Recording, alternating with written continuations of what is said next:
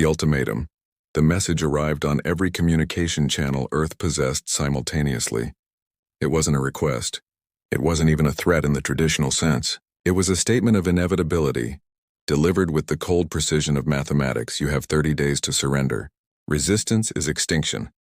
The Korean sovereignty had spoken, and when the sovereignty spoke, civilizations listened. They had to.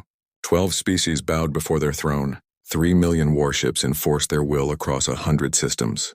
Their empire stretched so far that light itself took years to cross from one border to another. They had never lost a war because they had never fought one. The math always convinced their enemies first. Earth's military council gathered in Geneva within hours. The room was underground, shielded, prepared for the worst. Admiral Sarah Chen stood at the head of the table, her uniform crisp despite having worn it for 18 hours straight. Around her sat generals, politicians, scientists. Every face carried the same expression, the look of people doing calculations they didn't want to finish. "We have 600 combat-capable vessels," General Martinez said, his voice flat. "They have 3 million. Even if we achieved a 1-to-1 kill ratio, which no military force in recorded history has ever sustained, we'd eliminate 0.02% of their fleet before we ceased to exist." "Evacuation?" someone asked. "To where?" Chen replied. "They control every habitable system within 20 light-years. Our colony ships would be target practice." The silence that followed was the sound of extinction becoming real. "There is one option," Chen said finally. Her voice was steady, but something in it made everyone lean forward. "We send one ship." The confusion was immediate. Voices overlapped, questions piling on questions. Chen raised her hand and the room fell quiet again. "Not to fight," she continued. "To board. To infiltrate. To think." She turned to the display behind her where Earth hung like a blue jewel against the void. "They expect either surrender or a desperate last stand. They've seen both 1,000 times. They've never seen what we're about to do." Captain Marcus Webb received his orders in person. Chen herself delivered them, which told him everything about how insane they were. The UESS Indomitable sat in orbital dock, sleek and deadly, humanity's finest achievement in naval engineering. It could carry 300 crew. For this mission, it would carry 30. "You'll surrender the ship," Chen told him. They stood in the Indomitable's bridge alone. "You'll let them board you. You'll let them take you to their flagship, and then you'll show them what humans do when we're cornered." Webb was 42, a career officer who'd fought in the Mars Rebellion and the Titan blockade. He'd seen combat. He understood fear. But this was different. This was walking into the mouth of the beast and hoping you were poison. "What are we carrying?" he asked. Chen's smile was razor thin. "The most dangerous weapon we've ever created. Human creativity." The Indomitable launched on day 7 of the 30-day countdown. No fanfare, no press. The world knew a ship was going, but not why or how. Better that way. Hope was a luxury Earth couldn't afford to waste. The Korean fleet detected them immediately. 3 million warships created a sensor net so dense that a pebble couldn't cross it unnoticed. The Indomitable's approach was tracked, analyzed, categorized. One human vessel. Minimal armament. Crew of 30. Aboard the Sovereignty's flagship, the Eternal Ascendant, Commander Vrexus studied the scan results with growing confusion. The ship was approaching at sublight speeds. No aggressive maneuvers. No weapons hot. It was broadcasting a message on repeat. "We come to negotiate terms of surrender." "It's a trap," his second officer said. "Humans are deceptive, documented in all first contact scenarios." Vrexus's mandibles clicked in what passed for Korean laughter. "A trap requires leverage. What leverage does one ship provide? They're either desperate or ignorant. Either way, they're irrelevant.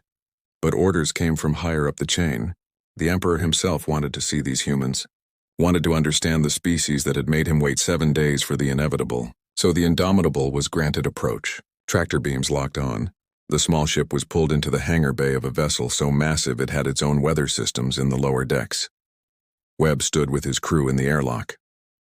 They wore dress uniforms, unarmed, hands visible. The picture of surrender. The picture of defeat. "Remember," he said quietly, "we're not here to fight.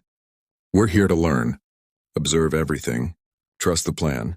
The airlock opened. Korean soldiers waited outside, 8 feet tall, armored in biotech that made them look like walking tanks. Their weapons could vaporize a human in a microsecond. They gestured sharply, "Move!" The humans walked into captivity like lambs. But lambs don't smile the way Webb smiled. Lambs don't carry what the Indomitable carried in its cargo hold, in its hull, in every surface and system. Nanomachines. Billions of them. Dormant. Invisible. Patient. As the Kreans escorted the humans deeper into the Eternal Ascendant, those nanomachines activated. They began to spread, to observe, to map, to infiltrate every system, every terminal, every quantum processor on the ship. The humans had come to surrender, but surrender was just the opening move. And in the greatest game humanity had ever played, the opening move was the only one that mattered. The human factor commander Vrexus led them to a detention block designed for diplomats, comfortable enough to avoid accusations of barbarism, secure enough to prevent escape. Not that escape was possible. The Eternal Ascendant was 60 kilometers long. It housed 200,000 crew. It possessed weapons that could crack continents. A handful of humans might as well try to escape a planet. Webb and his crew were separated into cells, clean, well lit, monitored by technology humanity hadn't even theorized yet.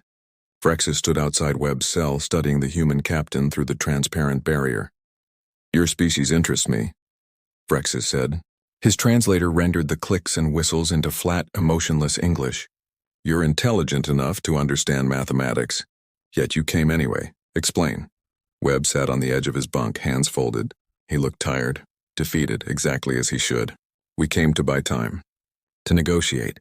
Maybe you'll accept tribute instead of conquest. Maybe we can serve as subjects instead of corpses. There is no negotiation. There is only the sovereignty." "Then I suppose we'll die," Webb said simply. "But at least we'll die knowing we tried everything." Vrexus's mandibles clicked again. Humans were strange. Their emotional responses made no tactical sense. But that was irrelevant. In 4 days the fleet would reach Earth. The humans would surrender or burn. Mathematics didn't care about courage. What Vrexus didn't know, what no Krean knew, was that in those 4 days the nanomachines had completed their mission. They'd mapped the entire ship. Every system. Every control node. Every communication relay. They'd infiltrated the Sovereignty's quantum network, piggybacking on the Eternal Ascendant's connection to every ship in the fleet. They'd copied command codes, security protocols, encryption keys. They'd done it silently, invisibly, without triggering a single alarm, and they'd found something else. Something the Sovereignty had hidden for 200 years.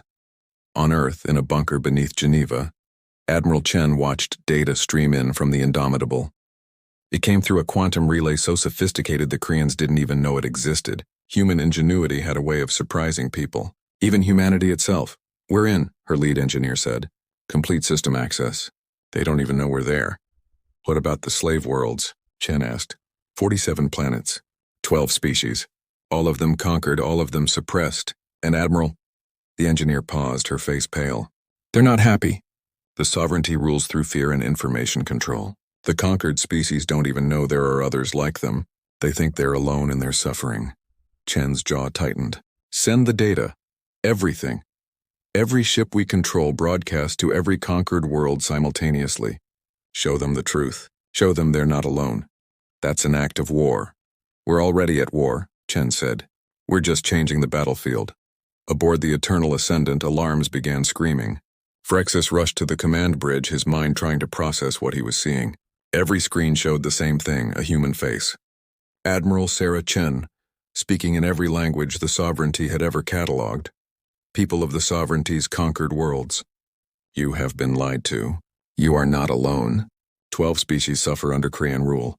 Today you see each other for the first time. And today you see this," the feed shifted. It showed Krean command structures, fleet deployments, garrison locations. Every secret the Sovereignty had kept for centuries exposed in seconds. "They told you resistance was impossible," Chen continued. "They told you the math didn't work. But here's the math they didn't show you. They ruled 12 species with 3 million ships. That's 250,000 ships per species. You outnumber your oppressors by billions. You always have." Vrexus screamed orders, but his systems didn't respond. Human code now ran deeper than Krean hardware. The ship's weapons locked. Its engines failed to engage. Even the lights flickered under human control. In his cell, Webb stood and walked to the barrier. It opened at his approach. All the cells opened. His crew emerged, no longer prisoners. They moved with purpose through corridors they'd never walked but knew perfectly, because the nanomachines had given them a complete map of everything. They reached the bridge without resistance.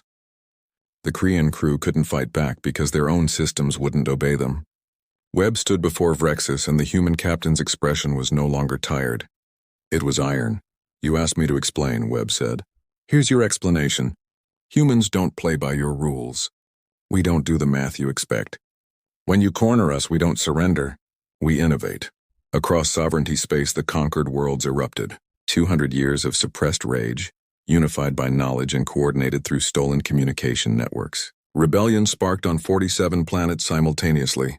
The Korean garrisons called for help, but the fleet was paralyzed, its ships locked by human code, its crews watching helplessly as their empire crumbled.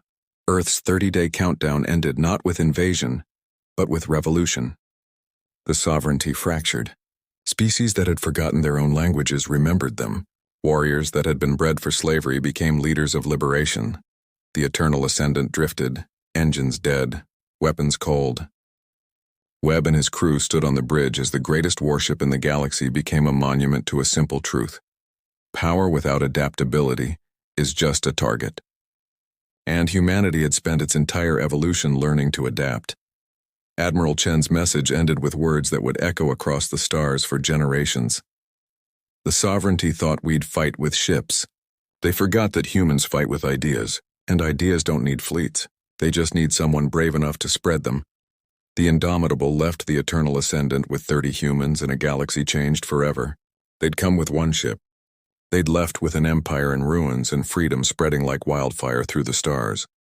Because when humans go to war, they don't just fight to survive. They fight to make sure no one ever has to fight that war again.